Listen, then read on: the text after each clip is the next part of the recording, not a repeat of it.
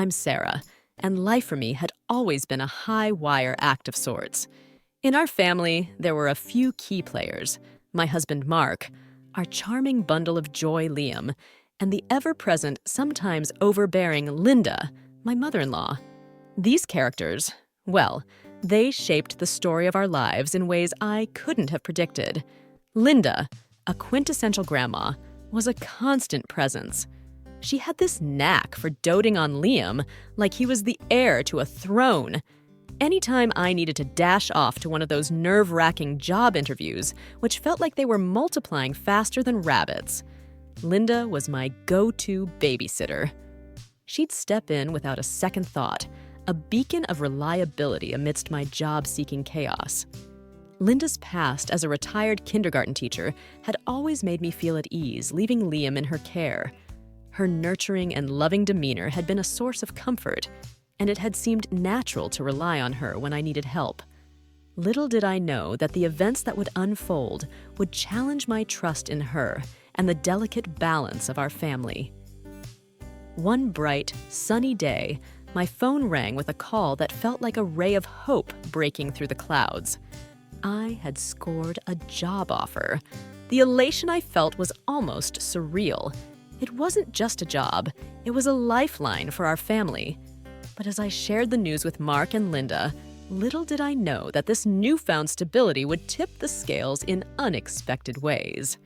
Sitting around the worn kitchen table, I brought up the pressing matter of a car. With the new job, I'd need it for the daily commute. Seems reasonable, right? But then, Linda dropped a bombshell. "You're planning to spend all that money on a car?" Linda's voice was tinged with disbelief.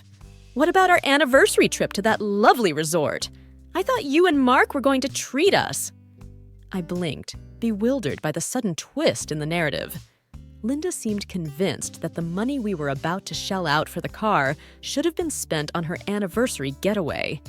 It was a plot twist of epic proportions, and I wasn't prepared for it. "Mom," Mark interjected, trying to reason with her, "the car is essential for Sarah's job.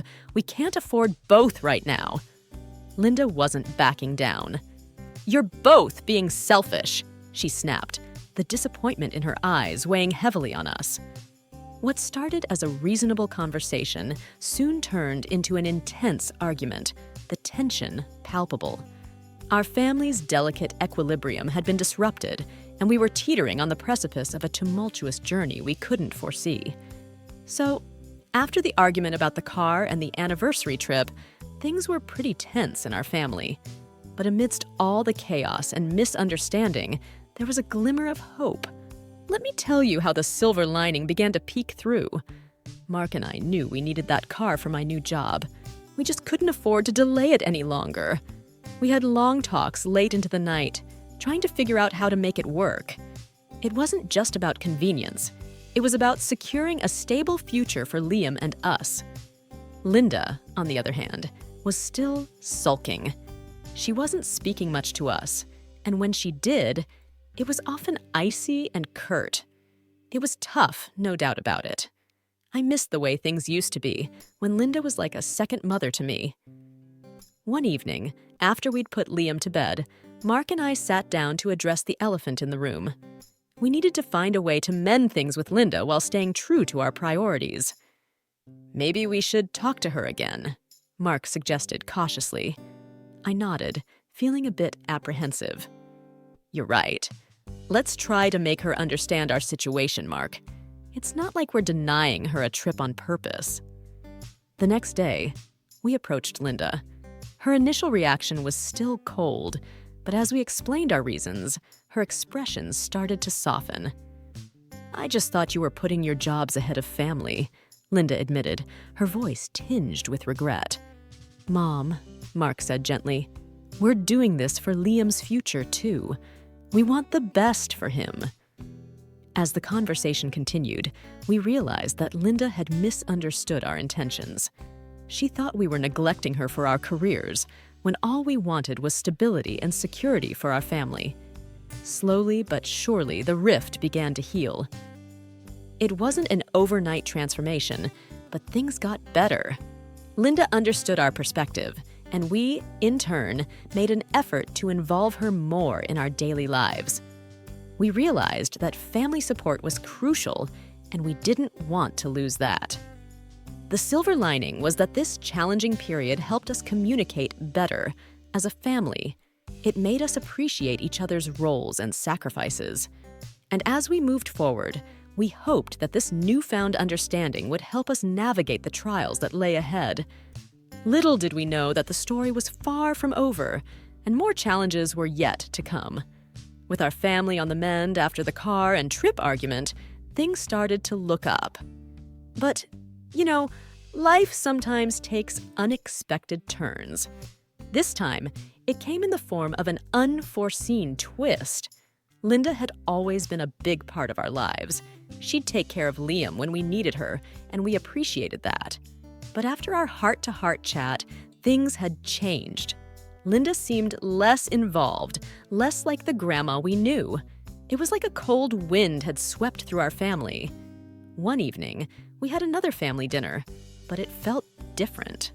Linda had a tense look on her face as she served the meal. Something was up, and I could feel it. As we sat down to eat, Linda hesitated, and then she just blurted it out. "I can't believe you're spending all that money on a car instead of our anniversary trip." Mark and I exchanged glances, stunned by her outburst. "Mom," Mark started, "we talked about this. The car is for Sarah's job, and it's important." Linda's eyes welled up, and I could see the hurt in her face. "I thought you cared about me," she said, her voice trembling. "We do care, Mom," I reassured her, "but this is about our family's future." That's when Linda dropped the bomb. "Fine. If you won't take us on the trip, I won't be able to afford to feed Liam anymore. I won't have extra money for his lunches." I felt my heart sink. She was using Liam as a pawn in our argument, and it was the last thing I expected. I couldn't believe she'd stoop so low. Mark was furious. "You can't do that, Mom. Liam is your grandson.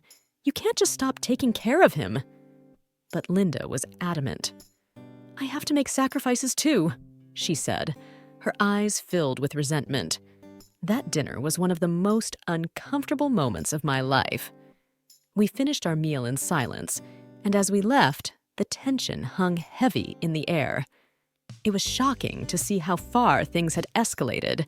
Linda, who had always been a loving grandma, was now using Liam as a bargaining chip in our family dispute. This wasn't the Linda we knew, and it left us reeling. The delicate balance we had tried so hard to restore had once again been thrown into disarray. After the shock of Linda threatening to stop feeding Liam, our family life took a dark turn. It was like a thread had been pulled, and everything began to unravel. Liam was just a child, innocent and unaware of the tensions between us and his grandma. He still looked forward to visiting Linda, but as the days passed, he came home hungry and upset. I couldn't believe she was actually going through with it. Mark and I knew we had to have another conversation with Linda. It was clear that things couldn't continue this way. So we invited her over for dinner, hoping to find a resolution. As we sat down at the table, the atmosphere was heavy with unspoken tension. We didn't want to argue, but we couldn't let Linda's actions continue either. "Mom," Mark began cautiously, "we need to talk about Liam. He's hungry when he comes home, and it's not fair to him." Linda didn't back down. "I told you, I can't afford it with the money you're spending on that car." I could see the frustration in Mark's eyes. "Mom, you can't punish Liam like this. He's just a little boy." But Linda remained stubborn. "I have my needs too. You should be taking us on that trip." The conversation went in circles, and it became clear that Linda wasn't willing to budge. She saw this as a way to pressure us into funding her trip, and it was tearing our family apart. We left that dinner with heavy hearts, knowing that we had to protect Liam from this toxic situation. We decided not to take him to visit Linda anymore until this was resolved. It was a difficult decision, but we couldn't let our son be used as a pawn in this battle. Our family was unraveling, and we needed to find a way to put it back together. As days turned into weeks, our family remained at an impasse. The decision to stop taking Liam to visit Linda was one of the hardest choices we'd ever made. Liam, at such a tender age, didn't understand the intricacies of the conflict. He missed spending time with his grandma and kept asking when we were going to visit her again. It broke my heart to see him so confused and hurt. Mark and I would sit down and discuss our options late into the night, trying to find a solution. We knew that keeping Liam away from Linda was causing him pain, but we couldn't let her continue using him as a pawn. One evening, as Liam played with his toys, I looked at Mark with tear-filled eyes. I hate that we're doing this to him, but we can't let her manipulate us with his well-being. Mark nodded, his expression heavy with sadness. I know, Sarah. It's tearing me apart too, but we have to protect our son. And so, we continued to keep Liam away from Linda. It was an agonizing decision, but we hoped that it would force Linda to reconsider her actions. We were determined to make her understand that we couldn't be blackmailed into funding her trip. Weeks turned into months, and our communication with Linda remained sparse. The pain of not having her in our lives was immense, but we held firm in our belief that this was the only way to resolve the conflict.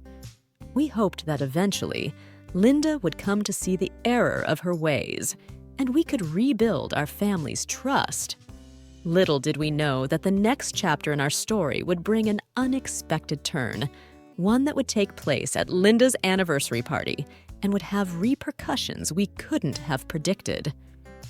Months had passed since we made the painful decision to keep Liam away from Linda.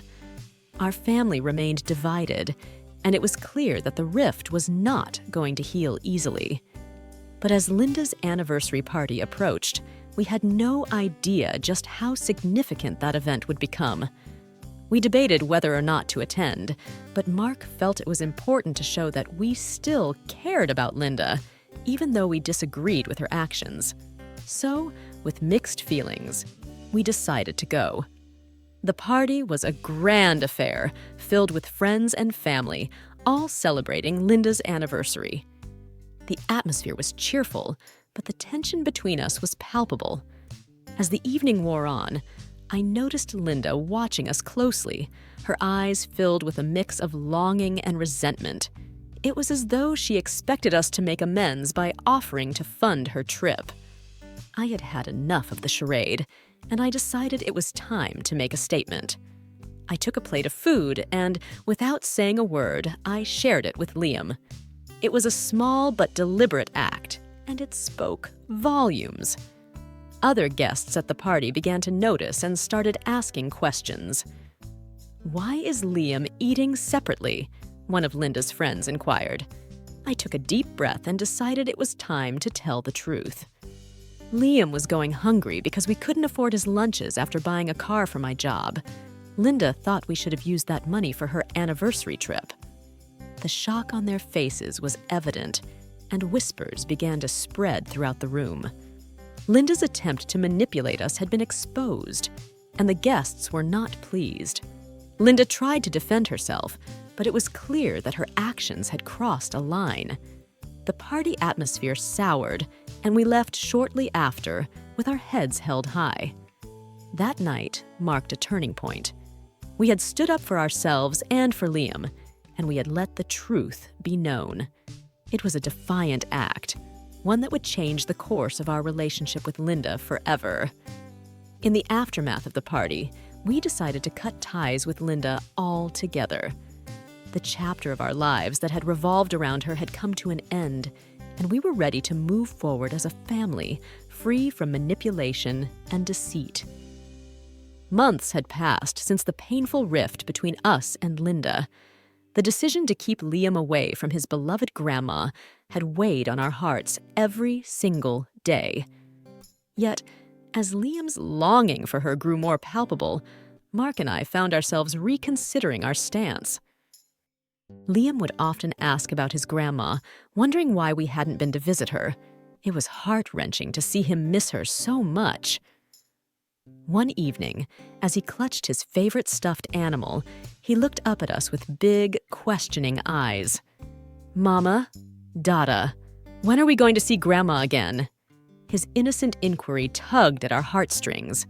Mark glanced at me, his expression filled with concern. It was a question we couldn't ignore any longer. "Sarah," he whispered, "maybe it's time to think about reconnecting with Linda." I hesitated, the memories of the pain Linda had caused us still fresh in my mind. But deep down, I knew that we couldn't keep Liam away from his grandma forever. We needed to find a way to bridge the gap. The decision was made, and we decided to reach out to Linda, inviting her to our home. It was a fragile step toward reconciliation, one filled with hope, but also trepidation. The day Linda came to visit, the air was thick with unresolved tension. As she entered our home, the awkwardness hung like a cloud, a stark contrast to the warm embraces that used to define our family gatherings. We exchanged polite greetings, but the weight of our past conflicts hung between us like an invisible barrier. As we settled in the living room, the silence felt suffocating. Over cups of tea, we finally began to talk. Mark and I shared our reasons for keeping Liam away and the pain it had caused us. Linda, for the first time, listened without interruption, her eyes filled with regret. "I never meant to hurt Liam," she admitted, her voice trembling. "I let my desire for that trip blind me to everything else." We took a deep breath and told Linda how important it was for us to protect our son from emotional manipulation. We made it clear that we wanted her to be a part of Liam's life, but on terms that respected our family's well-being. Tears were shed, apologies were exchanged, and for the first time in a long while, there was a glimmer of hope for our family. It was a fragile reconnection, one that we knew would require time, patience, and understanding. As Linda left, we watched her go with a sense of cautious optimism. We were hoping that this conversation would bring healing and a chance for our family to rebuild what had been broken. Our attempts to rebuild a connection with Linda had been a delicate process, but there was an elephant in the room that neither Mark nor I had expected to address so soon: Linda's unresolved desire for the missed anniversary trip. One evening, as we gathered around the dinner table, the conversation took an unexpected turn. Linda, who had been more reserved about her disappointment lately, seemed unable to keep it in any longer. "You know," she began hesitantly, "I still can't help but feel disappointed about missing that trip." Mark and I exchanged glances, knowing that this was a discussion we needed to have sooner or later. We had hoped it wouldn't come up so soon, but it seemed that Linda couldn't contain her feelings any longer. "Mom," Mark said gently, "we've explained why we couldn't afford both the car and the trip. It wasn't an easy decision." Tears welled up in Linda's eyes, and her voice trembled with emotion. "I just thought you were putting your jobs ahead of family," she admitted, her disappointment and hurt becoming more evident. "We do care, Mom," I reassured her, "but this is about our family's future. We have to make the best choices for Liam and us." The conversation went in circles, and it became clear that Linda wasn't willing to let go of her desire for the trip. She saw this as a way to pressure us into funding her dream vacation. But what happened next blindsided us all. A few days after that dinner, Linda, in a moment of carelessness, made a slip of the tongue. She was talking to her sister-in-law, Carol, on the phone, and in the midst of their conversation blurted out, "You won't believe it, Carol. Mark and Sarah are finally getting us that resort trip for our anniversary." The words hung in the air, and Linda's eyes widened as she realized what she had just revealed. Her sister-in-law's reaction was a mixture of surprise and confusion. "You mean Mark and Sarah are paying for your trip?" Carol asked, her curiosity piqued. Linda backtracked, trying to downplay her slip. "Oh, I meant they're considering it, as a surprise." But it was too late. The cat was out of the bag, and Carol was left with the impression that Mark and I were planning a surprise anniversary trip for Linda and her husband. Word spread like wildfire in Linda's circle of friends and family. The news of our supposed generosity reached the ears of many, and they couldn't help but share their thoughts and congratulations.